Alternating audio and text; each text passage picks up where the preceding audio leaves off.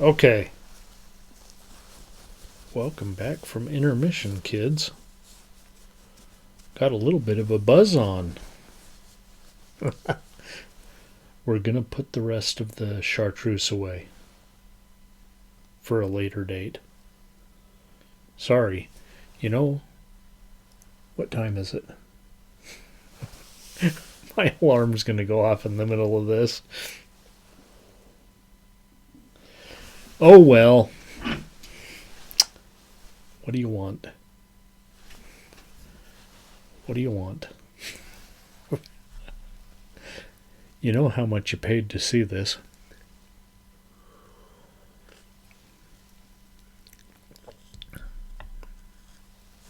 Okay.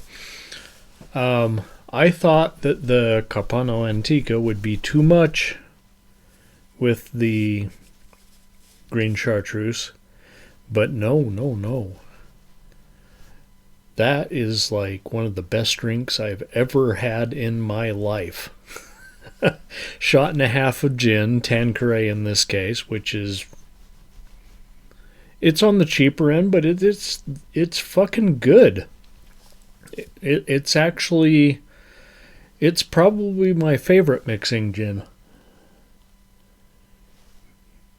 And it's excellent in a martini. It doesn't need to have like a bunch of mixers. A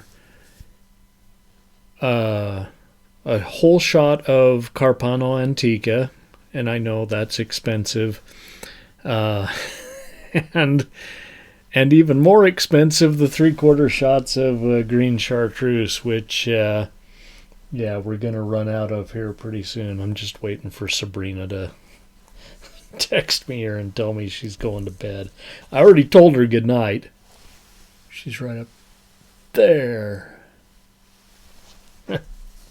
And she better go to bed. She's got school tomorrow. Okay, here we go. Percival, are we ready? Good Lord, man, you actually reviewed one of my favorite films. Yes. We have The Day the Earth Stood Still. Y'all kids seen this one? You need to see this one. Out of Space, a warning and an ultimatum. Michael Rennie, Patricia Neal, Hugh Marlowe, Sam Jaffe, Billy Gray, Francis Bouvier, Locke Martin. Locke. Like a padlock. Locke Martin. Hell yeah. No, we're not throwing that either. That's one of the best posters in movie history. You hear me? Best posters in movie history. 1951. So we're back at like, this is like the dawn of flying saucer movies here. I mean, we never even heard the term flying saucer, probably, or UFO, until 1947, like 4 years before this. Directed by Robert Wise, who, directed a lot of stuff. Okay, a dire warning about our warmongering ways, in the form of a sci-fi picture. Well, now I sound like the trailer.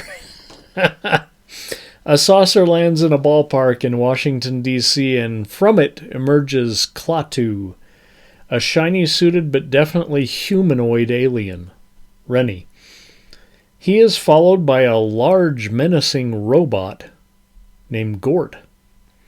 And by menacing robot, he has a commanding presence. The police and military have the park surrounded, and when Klaatu produces, I think it's a canister with a message, a scary-looking object from his vest, he is shot in the arm by a trigger-happy GI. Now, you know that wouldn't happen in real life, right?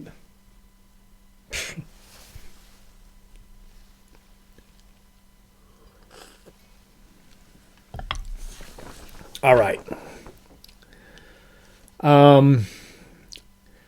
Gort. They're not much match for Gort. Gort takes aim with his laser eye, which you saw in the poster here. You see Gort? His fucking laser eye there. See that?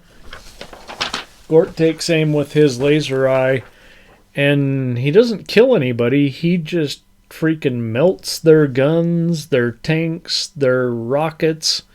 Just melts all that shit right into the ground.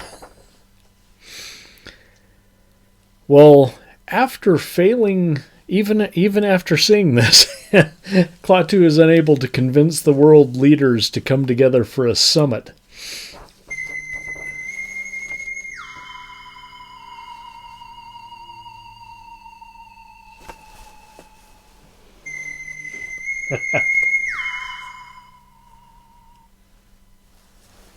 Yeah.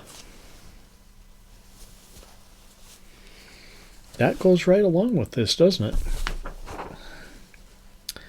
it? It's Sabrina's bedtime. Since she's so distracted by her new boyfriend, I have to tell her to go to bed. Okay. Klaatu decides it's time to disappear into society and see what stupidity motivates us humans. You know, maybe the kind of stupidity that makes half the nation think that we should elect billionaires to help us out.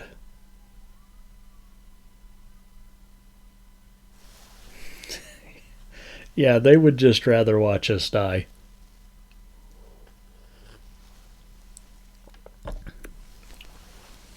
Okay. I hear sirens outside.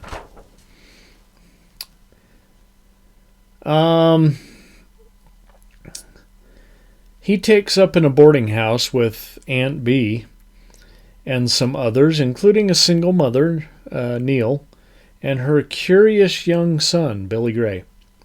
Klaatu and the boy become quick friends, and the mother's boyfriend has no objections, since it gives them more alone time. Klaatu seeks out a scientist in a last-ditch effort to influence the world's leaders. Now, scientists had a little bit more clout in 1951 than they have now, because ignorant fucks all over the place think that their ignorance is equal to any scientist's knowledge. And yeah, here we are. Along the way, though, the mom becomes more suspicious. Who is this guy? Who is this guy? One night, Klaatu asks the boy for a flashlight, and intrigued, hey, what do you need a flashlight for? He follows Klaatu to the park, where he sees his friend go into the silver spaceship. Oh boy. By the time Mom has figured out who Klaatu is, so has the boyfriend, and he tips off the authorities. The race is on. For Mom to get Klaatu to the meeting of top scientists before the lunk-headed GIs catch them. Okay, now, tune out if you haven't seen this one, because I'm following this one all the way to the end. So, I don't want to spoil it for you.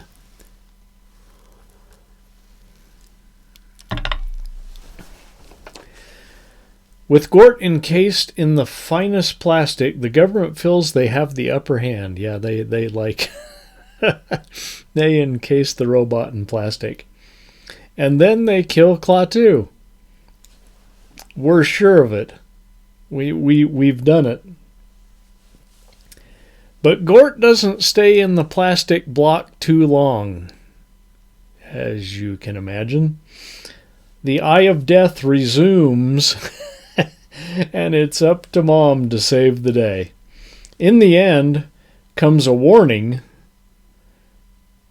but it doesn't look like we've learned anything since 1951. I would argue we've learned absolutely zero. Nothing since 1951 as humans. Even the media hasn't changed. Still looking for sensationalism over truth, because we gotta sell that fucking Pepsi. I shouldn't pick on Pepsi. It's not your fault, Pepsi. We gotta sell shit rather than report what's going on. I know truth is kind of a subjective thing, but both sides just trying to scare the shit out of you so that you'll buy more of whatever. Okay. Wait, what did I say here? Oh. Yeah. A true classic and one of my... What's going on with my clown outfit? And one of my favorite movies of all time. I think you know what's going to happen here. It's a 5-ring circus on the late night picture show. The Day the Earth Stood Still. It does not need to be remade. Just watch this one. Okay. We're going to try to be back here next week. Something's going on at the gas station. I've had to work like 4 hours on Sunday night. I've tried to take off. I'm trying to use up some PTO, and I've tried to take off. I've taken off quite a few Fridays. I've taken off Fridays in March as well. But if I continue to have to work 4 hours on Sunday, then it just cancels out my PTO, and then if I have to stay a half an hour late, well, I'm still getting overtime. How the hell am I supposed to use my PTO?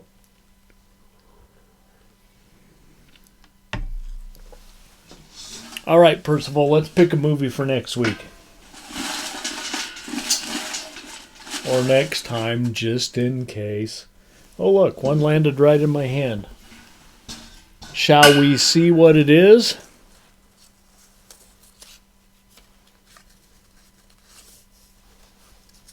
What do you think, Percival? Guess what? I was wondering when you were going to pull that one out. It's about bloody time.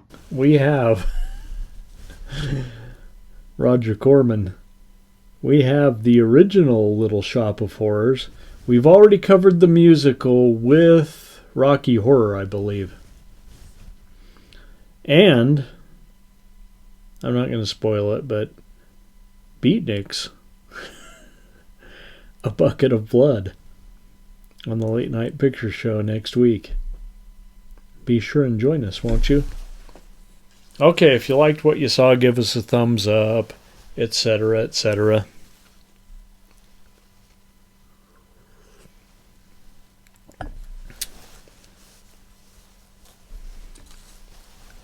See you next week, kids. Oh, I missed.